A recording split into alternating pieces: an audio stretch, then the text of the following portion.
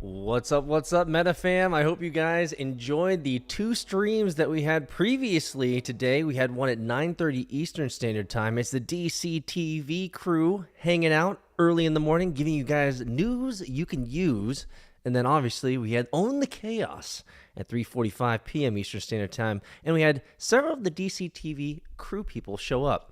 Now, one of the things that I'm supposed to do is continue to talk about key ideas in the Bitcoin and cryptocurrency ecosystem. And thanks to Brad, he sends me some really cool notes for me to discuss.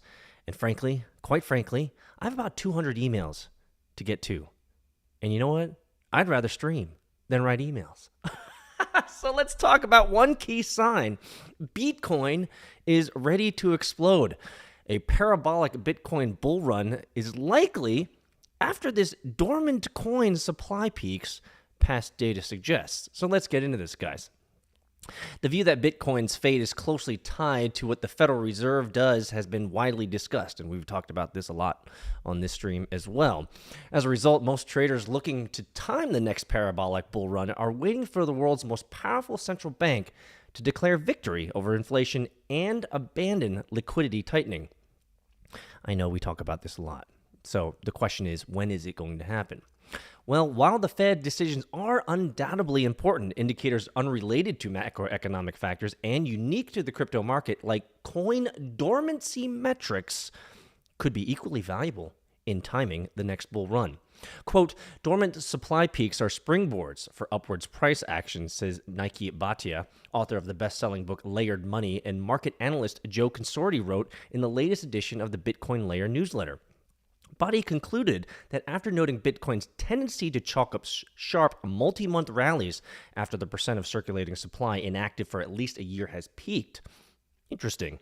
As seen before, the percent of supply that was inactive for the last year had topped at January 2016, and a peak preceded a major 21-month bull run that saw prices rise from $450 to $20,000, which is essentially about a 4,300% rally.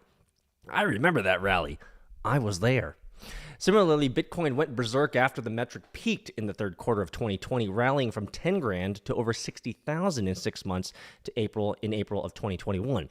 And that was another amazing bull run. At this current press time of this video, the percent of Bitcoin dormant for at least a year stood at a record 65%, according to data sourced from blockchain analytics firm Glassnode.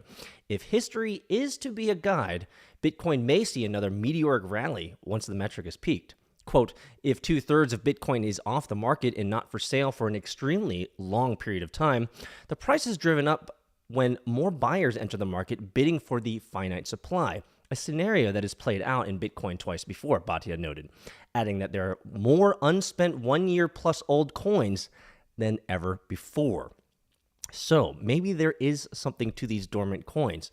On-chain data has its own set of limitations, and the metric in consideration doesn't take into account fast-growing Bitcoin-linked trading vehicles like derivatives, tokenized Bitcoin, exchange-traded funds, exchange-traded products, and trusts. So coins locked in these alternative vehicles are still liquid or active, even if they don't appear to be on-chain metrics. Nevertheless, the relationship between inactive supply and price trends is somewhat noteworthy.